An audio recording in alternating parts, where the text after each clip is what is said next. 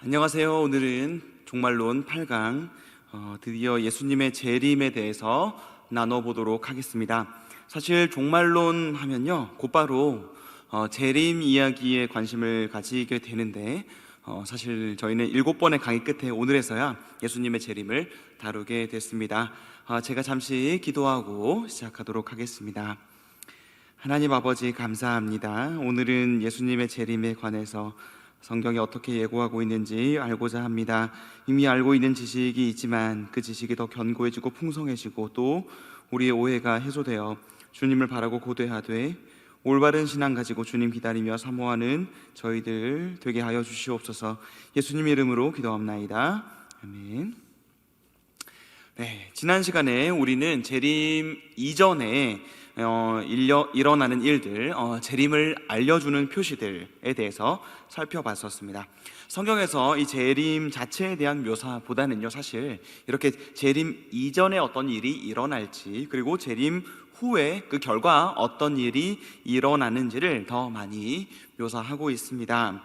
재림 전의 징조로 일어나는 일들에 대해서 지난 2주 동안 살펴봤는데요, 크게 세 부류였습니다. 하나는 복음 전파와 또 이스라엘의 구원 문제, 또 하나는 환난과 배교 사건, 또 하나는 전쟁, 기근, 지진 등의 재앙들을 다뤘습니다.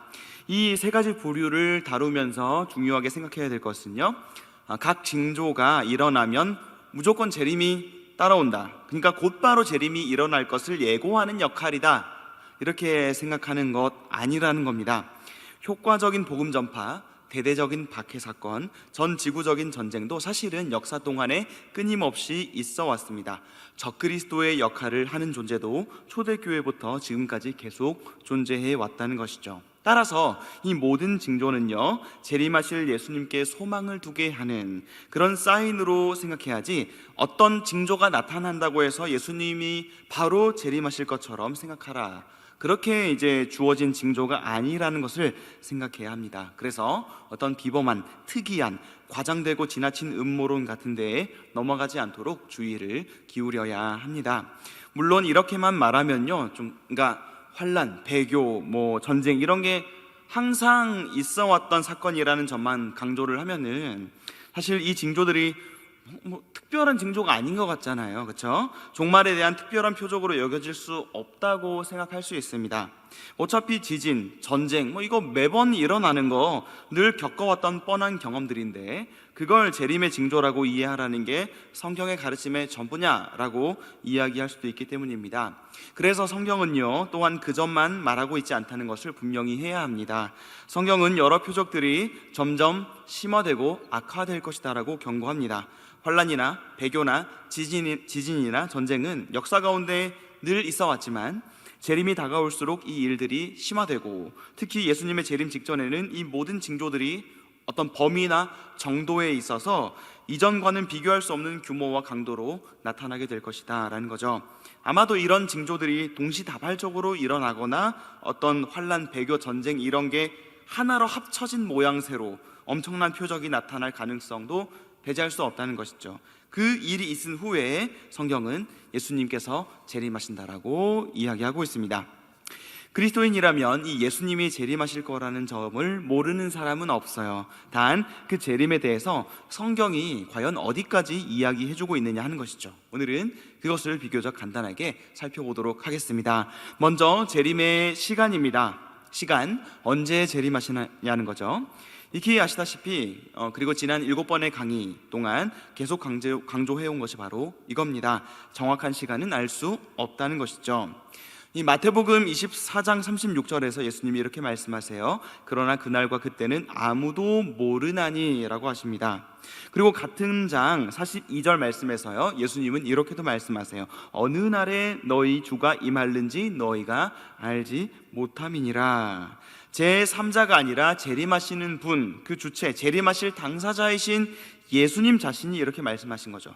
정확한 날과 시는 알 수 없다는 겁니다. 그래서 우리가 말할 수 있는 유일한 사실은 예수님이 다시 오신다는 것, 그때가 바로 세상의 마지막이라는 것 정도입니다. 동일하게 24장 3절 말씀에 보면 제자들이 예수님께 이런 질문을 했었죠. 우리에게 이르소서 어느 때에 이런 일이 있겠사오며 또 주의 임하심과 세상 끝에는, 이렇게 세상의 마지막과 예수님의 임하심을 연결하고 있습니다. 성경은 재림의 때를 여기까지만 이야기하지 특정한 어떤 날과 시를 말하고 있지 않다는 것이죠. 그런 말을 하는 사람들, 예수님이 언제 몇 시, 몇 분, 몇 초에 오신다, 이런 말을 하는 사람들을 시한부 종말론자들이라고 합니다. 대표적으로 여호와의 증인이 과거에 그런 일을 했었고요. 또 특히 우리나라 이단 중에는 1992년 10월 8일 다미 선교회 사건, 혹은 1998년 만민중앙교회 이재동 목사 재림 주장 사건들, 이런 것들이 다 여기에 해당이 됩니다. 이것 말고도 많죠. 예수님이 언제 오신다더라 하는 말입니다. 당연한 얘기겠지만 그들의 재림 주장은 다 거짓이었음이 드러났습니다. 우리는 예수님이 재림하실 때가 마지막이라는 것을 알 뿐 그 시기를 정확히 알 수 없다는 것을 겸손히 인정하고, 그 시기에 대한 호기심보다는 오실 예수님에 대한 기대, 그 예수님에 대한 소망을 품는 것이 우리가 가져야 할 태도일 것입니다.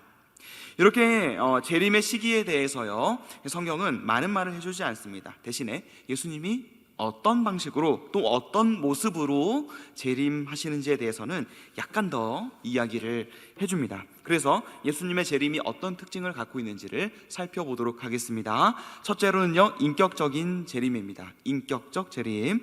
사도행전 1장 11절 말씀을 보겠습니다. 이르되 갈릴리 사람들아 어찌하여 서서 하늘을 쳐다보느냐, 너희 가운데서 하늘로 올려주신 이 예수는 하늘로 가심을 본 그대로 오시리라 하였느니라. 하늘로 올라가신 그대로 다시 오신다 라고 할 때 이 말씀은요, 승천하신 분도 성자 예수님이시고 다시 오실 분도 성자 예수님이라는 겁니다. 성부 하나님이나 성령 하나님이 재림하시는 게 아니에요. 왜냐하면 올라가신 그대로 다시 임하시는 것을 성자 예수님께만 표현하고 있기 때문이죠. 또 성부와 성령은 몸이 없으십니다. 그 때문에 몸을 가진 모습으로 우리에게 나타나실 수 있는 유일한 분은 예수 그리스도이신 것이죠. 어떤 사람들은요, 이 예수님의 재림이 그저 비유라고만 이야기를 합니다. 그러니까 재림하시면 하나님 나라의 통치가 완성되지 않습니까? 근데 그러한 관점에서 그들은 예수님이 막 실제로 직접 재림하시는 건 아니고, 뭔가 역사가 발전하고 역사가 진보하면서 이 땅에 하나님 나라가 완성될 거라는 것을 보여주는 비유적인 표현에 불과하다라고 생각을 하는데, 결코 그렇지가 않다는 것이죠. 성자 예수님이 당신께서 직접 다시 오시는 게 바로 재림입니다. 요한복음 14장 2절 3절 말씀에서요, 예수님이 직접 이렇게 말씀하셨어요. 내 아버지 집에 거할 곳이 많도다. 그렇지 않으면 너희에게 일렀으리라. 내가 너희를 위하여 거처를 예비하러 가노니, 가서 너희를 위하여 거처를 예비하면 내가 다시 와서 너희를 내게로 영접하여 나인 곳에 너희도 있게 하리라 말씀하셨어요. 내가 예비하러 간다. 그리고 뭐라고 하십니까? 가서 거처를 예비하면 내가 다시 와서 예수 그리스도 자신께서 다시 와서 너희를 영접할 것이다, 이렇게 말씀하십니다. 죽으시고 부활하시고 승천하시는 분도 예수님이고, 우리를 위해서 다시 오실 분도 예수님이라는 것을 주님 당신께서 분명하게 가르치셨다는 것이죠. 성부도 아니고 성령도 아니고 천사도 아닙니다. 예수님이 어떤 다른 영을 보내시는 것도 아닙니다. 오직 예수님 자신이 이 땅에 다시 오실 것을 성경은 분명하게 가르칩니다. 그래서 첫 번째로는 인격적 재림이었고요, 예수님 자신이 오신다는 것. 두 번째는요, 육체적 재림입니다. 말 그대로 몸을 입으신, 부활하여 부활체를 입으신 그 예수님께서 그 몸을 입으신 그대로 오신다는 것이죠. 아까 봤던 사도행전 1장 11절 말씀, 하늘로 가심을 본 그대로 오시리라는 말씀은 육체적 재림도 함축하고 있는 겁니다. 왜냐하면 그들이 승천하신 예수님, 보았던 그 예수님이 몸을 입고 계신 분이셨기 때문이죠.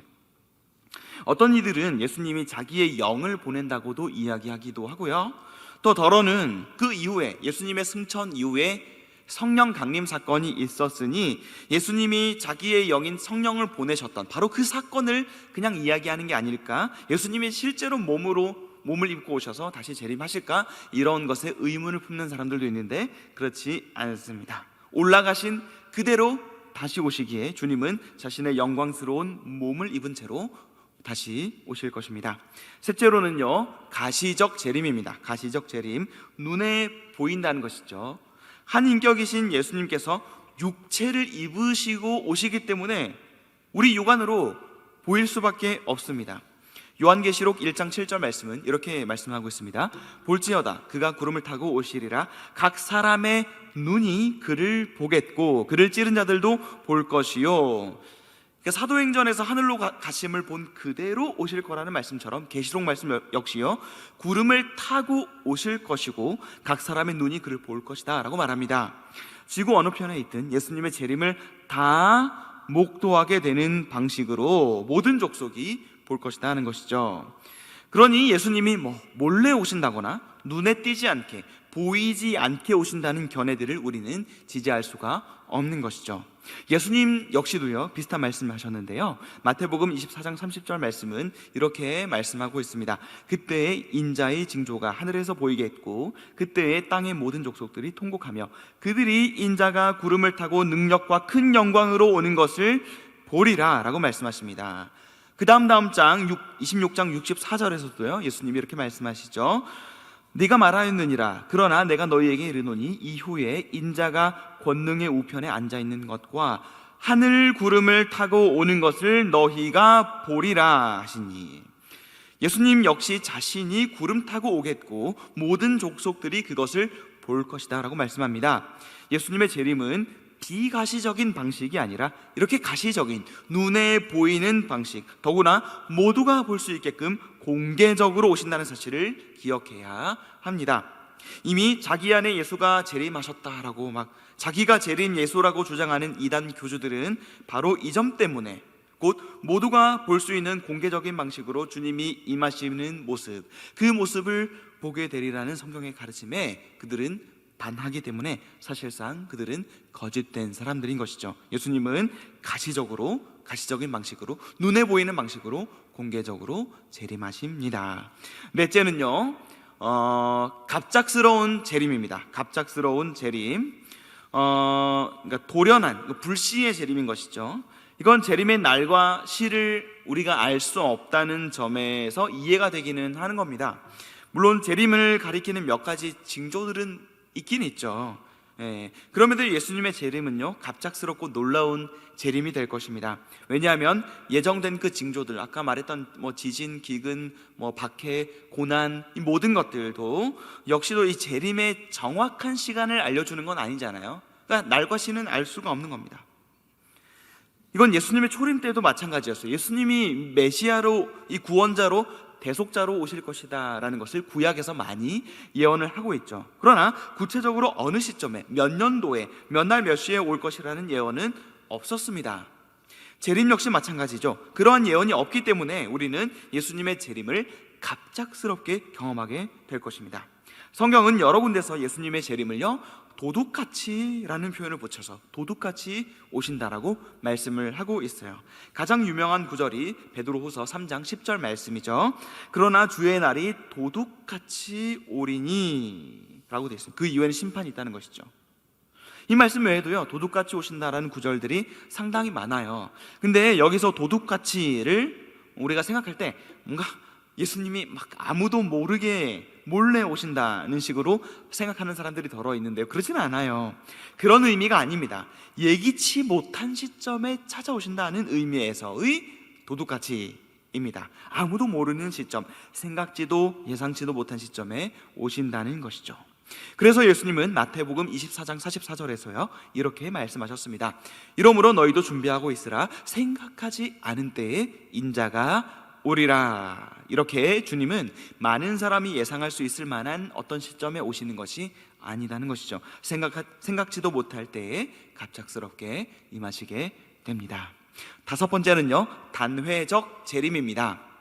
보통은 이 단회적 재림을 굳이 많이 강조하지는 않는데요, 굳이 제가 이 언급을 하는 이유는 세대주의라고 하는 분파 때문입니다. 앞으로 2번 내지 3번에 걸쳐서 이후에 천년왕국을 다루게 될 텐데요, 거기서 빠질 수 없는 주제가 바로 이 세대주의라는 겁니다. 세대주의자들, 그들은요 흔히 예수님이 두 두 번 재림하신다고 주장을 해요. 공중 재림과 지상 재림을 구분하면서 예수님의 재림이 두 번 있다고 주장하는데요, 성경 어디에도 예수님이 두 번 재림하신다고 말씀하지 않으시기 때문에 이것을 강조할 필요가 있습니다.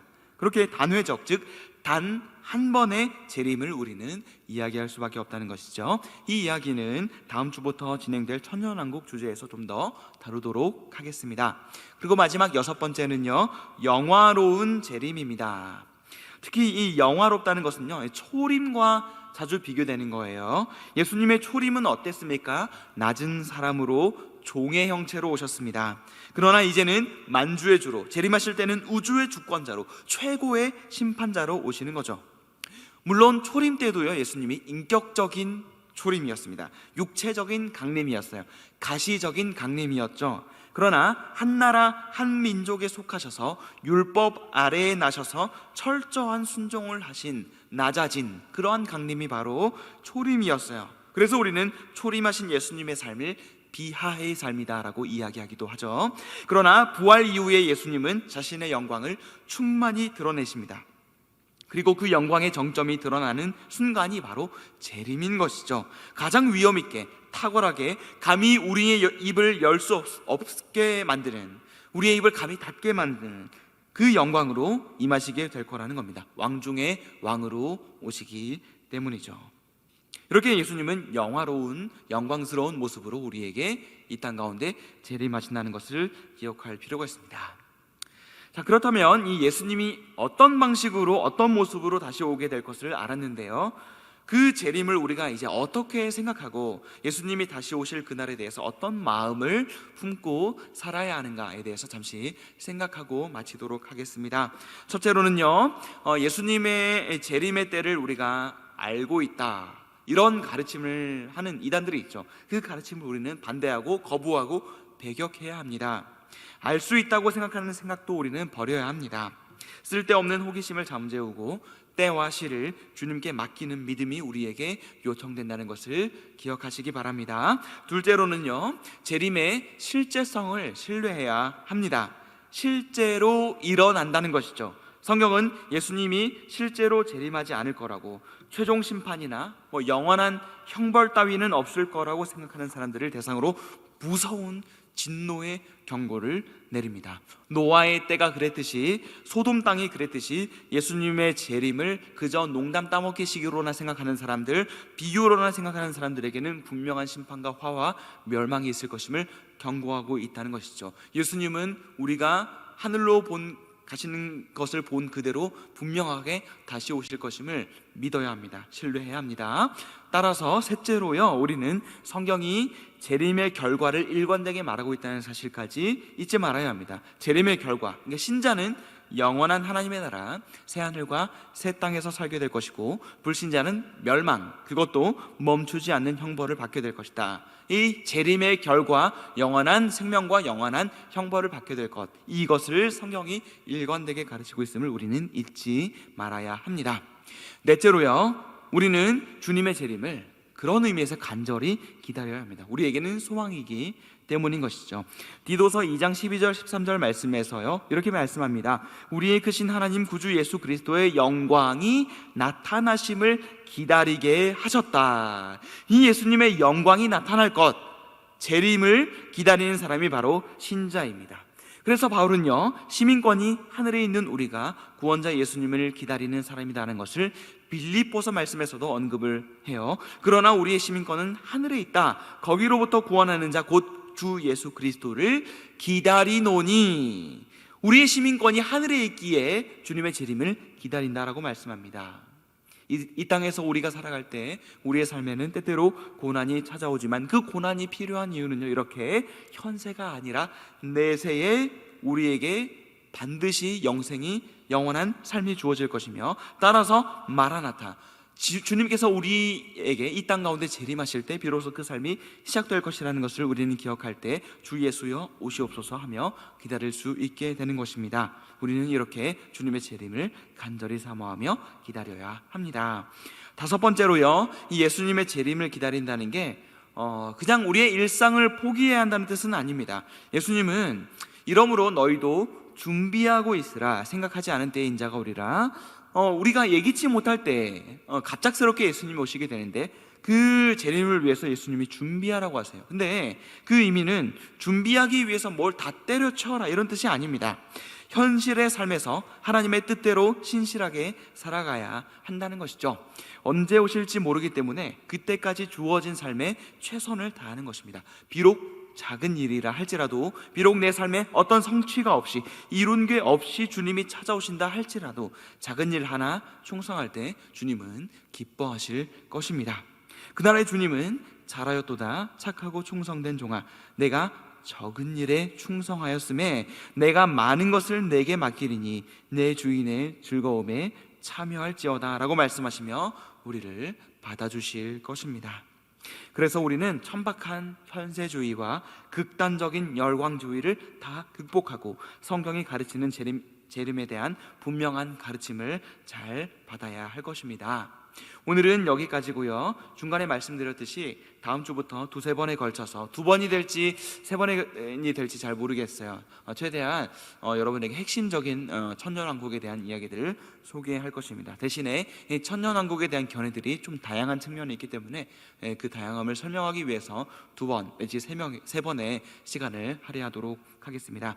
요한계시록 20장 말씀에 보면 예수님과 함께 성도들이 1000년 동안 왕노릇하며 다스린다는 이야기가 있는데, 이 천년이 과연 문자적인 천년인지 아닌지, 그리고 그 시기, 천년왕국이라는 시기가 독특하게 따로 있는 것인지 아닌지, 그런 점들에 대해서 의견이 좀 분분하기 때문에 그 점에 대해서 함께 살펴보도록 하겠습니다.